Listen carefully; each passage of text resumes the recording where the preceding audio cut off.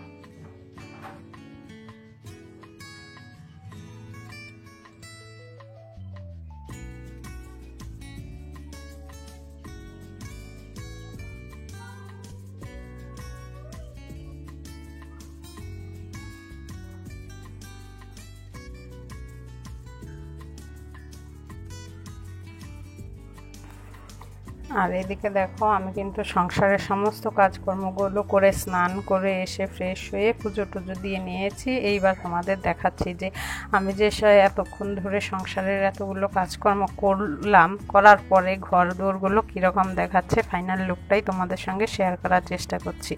তা দেখো তোমরা যে কীরকম হয়েছে আমার কাজকর্মগুলো। আর যদিও তোমাদের ভালো লাগে তাহলে কিন্তু অবশ্যই তোমরা আমাকে সাপোর্ট করো। এই যে দেখো কীরকম লাগছে।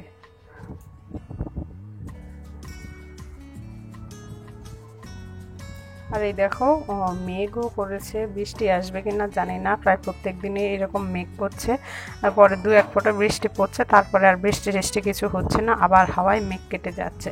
এই যে দেখো মেঘ করছে কিন্তু অন্ধকার হয়ে এসেছে। আর এই যে তোমাদের বলেছিলাম যে সব কাজকর্ম শেষে পরে খাওয়ার আগেই দেখাবো কী রান্না হয়েছে। আজকে নিরামিষ রান্না করেছি, দেখো শাক ভাজা, আলু ভাতে, কুমড়ো ভাজা, পটল ভাজা আর হচ্ছে সয়াবিন রান্না করেছি। আর এই যে দেখো ভাত। তা আজকের ভিডিওটা কিন্তু এই পর্যন্তই। ফিরে আসবো নতুন একটা সকালে নতুন একটা ভিডিও নিয়ে। ততক্ষণ তোমরা সবাই ভালো থেকো, সুস্থ থেকো। Tata, by.